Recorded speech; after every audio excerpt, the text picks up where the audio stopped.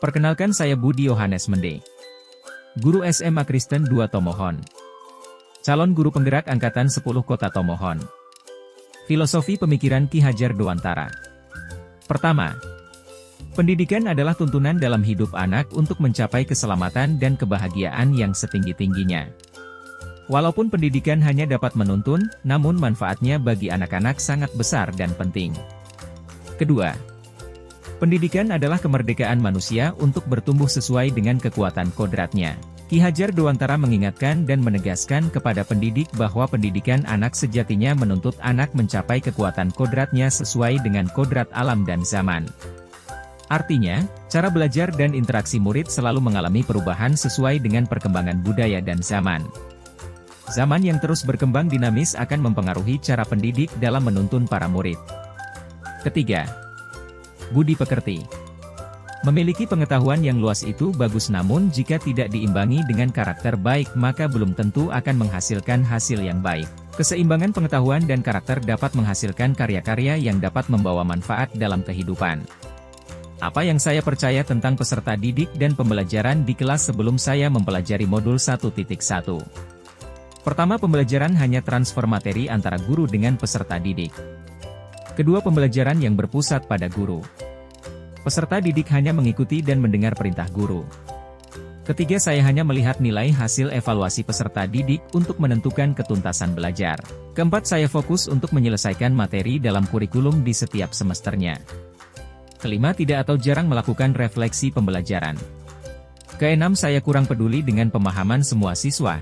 Ketika ada 1 atau 2 siswa yang paham akan materi yang diajarkan, saya menganggap semuanya sudah paham.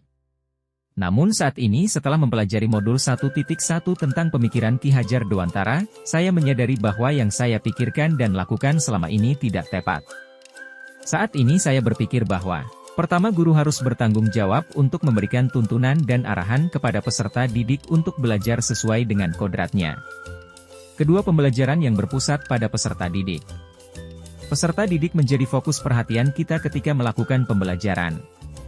Ketiga, pembelajaran dilakukan dengan menyenangkan agar peserta didik dapat mengikuti pembelajaran dengan enjoy. Keempat, melayani peserta didik sesuai dengan kebutuhannya.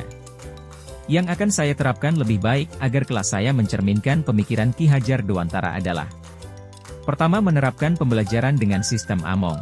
Guru bertugas untuk mendidik dan mengajar anak sepanjang waktu dengan kasih sayang.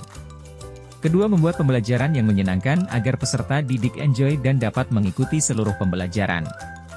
Ketiga, menerapkan pembelajaran sesuai dengan kodrat alam dan kodrat zaman. Kodrat alam berkaitan dengan sifat dan lingkungan di mana peserta didik berada, sedangkan kodrat zaman berkaitan dengan keterampilan yang diberikan kepada peserta didik agar mereka dapat hidup dan berkarya sesuai dengan perkembangan zaman. Keempat, pembelajaran yang menuntun. Guru adalah penuntun, bukanlah penuntut. Kelima, menjadi teladan dan memberi dorongan dalam menumbuh kembangkan budi pekerti peserta didik.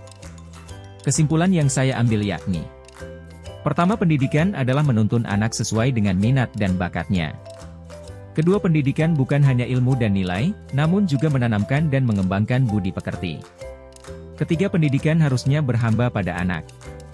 Sekian pemaparan dari saya, semoga bermanfaat dan sampai jumpa di modul selanjutnya.